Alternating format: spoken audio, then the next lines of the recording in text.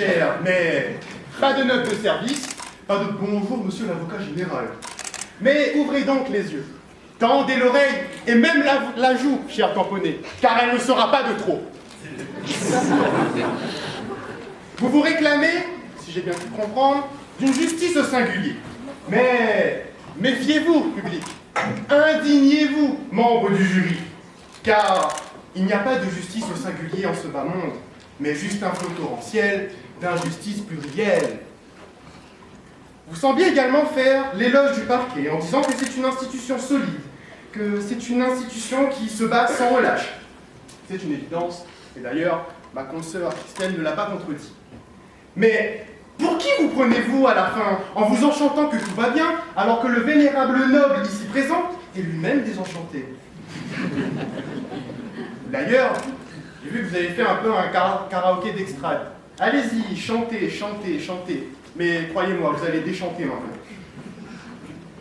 Car je le dis et je le redis, non à l'immobilisme de cette injustice, mais oui au petit coup de balai qui dépoussière, hélas, un parquet devenu terne. Dans la continuité de cet argument de l'éloge du parquet, et d'ailleurs vous avez utilisé de nombreux arguments qui tendaient en ce sens, et la liste est longue, je ne vais pas m'attarder dessus, mais globalement, vous faites état d'un système globalement efficace. À cela, je dirais qu'il y a des mots pour le dire et des mots pour le cacher. Les vôtres cachent la vérité d'un mastodonte du droit en perte de vitesse.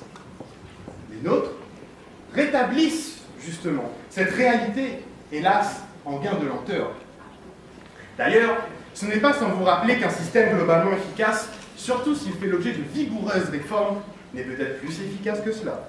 Vous devriez le savoir pourtant, monsieur le professeur désagrégé des universités.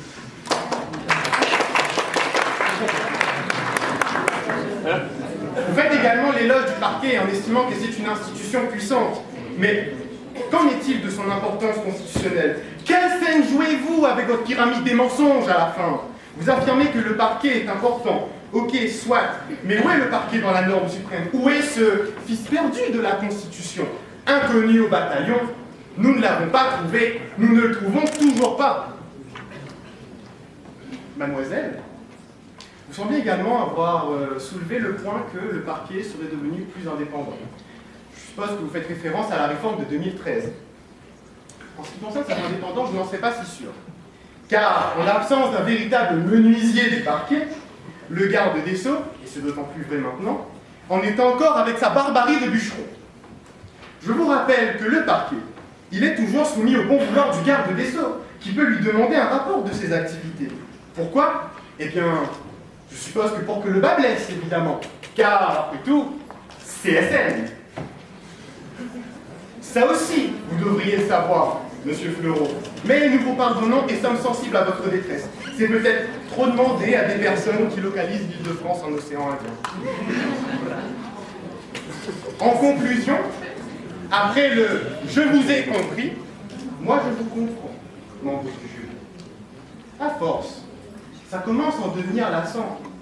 J'y viens, j'y reviens, et j'y repars, et je persiste. Mais je m'incruste, et je confirme. Oui, le parquet, il fait de la peine. Mais, ami tamponné, c'est vous qui me faites le plus de peine. Mais soyons bons joueurs. Après tout, jouons. C'est à vous de répliquer maintenant. Jouons, jouons, encore et toujours. Car ce soir, tout le monde joue.